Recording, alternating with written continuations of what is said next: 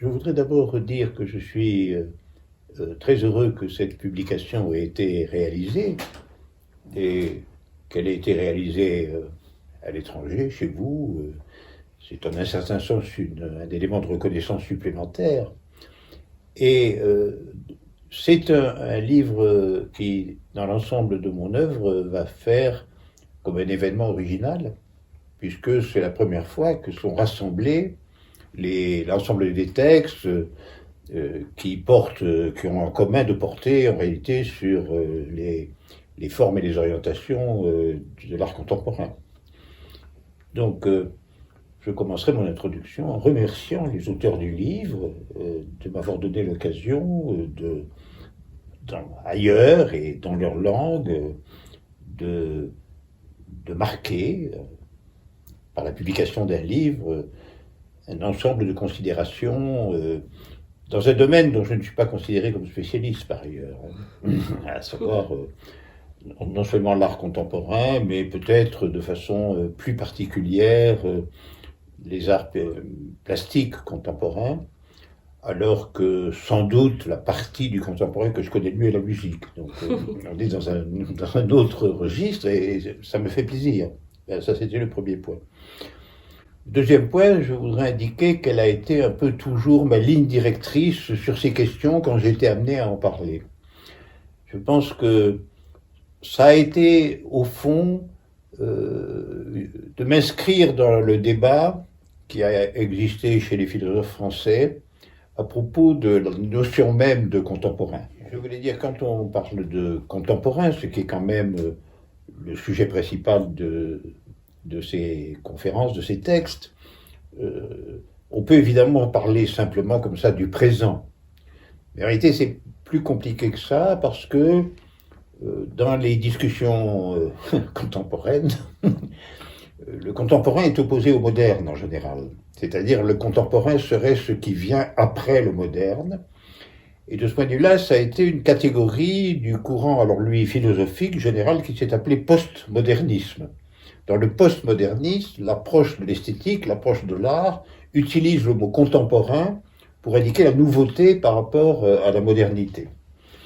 Alors, peut-être avec les ressources conservatrices qui sont aussi en moi, en même temps que les révolutionnaires, j'ai essayé de développer une trajectoire un peu différente, en prenant plutôt contemporain comme une figure du moderne lui-même, comme une étape de l'art moderne.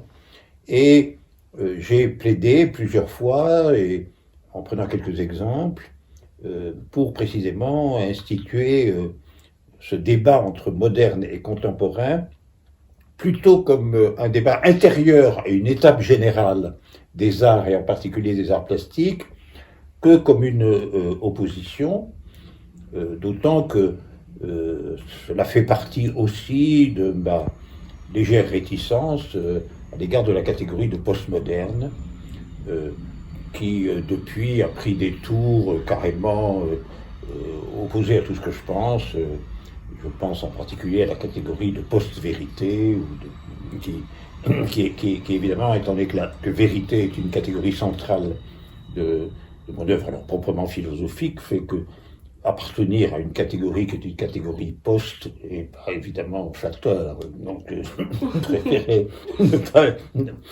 Donc voilà, pour toutes ces raisons, je suis vraiment très heureux que ce livre paraisse, je le redis, puisque non seulement il essaie de faire une récapitulation de mes positions sur les productions artistiques contemporaines, mais il touche un point très, très, très sensible dans mon œuvre en général, qui est justement, qu'est-ce que c'est que le contemporain? Le contemporain est-il réellement une nouveauté aussi frappante, une négativité aussi établie qu'on le prétend? Et n'est-il pas plutôt un développement interne et explicable en même temps de ce qui a été appelé antérieurement la modernité? Alors ça, c'est le premier point que je voulais dire.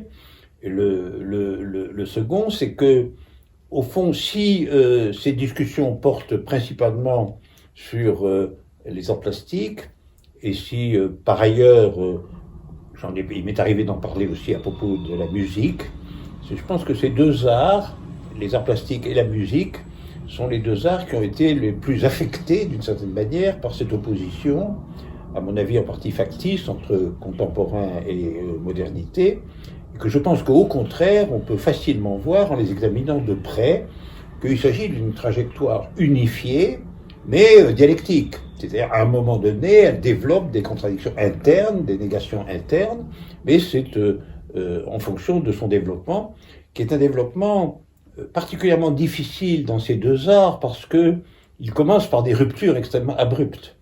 Du côté de la peinture, on abandonne la figuration, et du côté de la musique, on abandonne la tonalité. Donc les deux fondements, les deux piliers de ces deux arts sont ce qui est mis en question par l'hypothèse de la modernité et du contemporain. Et donc ce sont les deux exemples peut-être les plus pertinents et les plus ajustés à intervenir sur ces questions. Voilà pourquoi je salue le livre et ses traducteurs et ses éditeurs, et au-delà d'eux, eh bien, le peuple de votre pays. D'accord, ben merci beaucoup.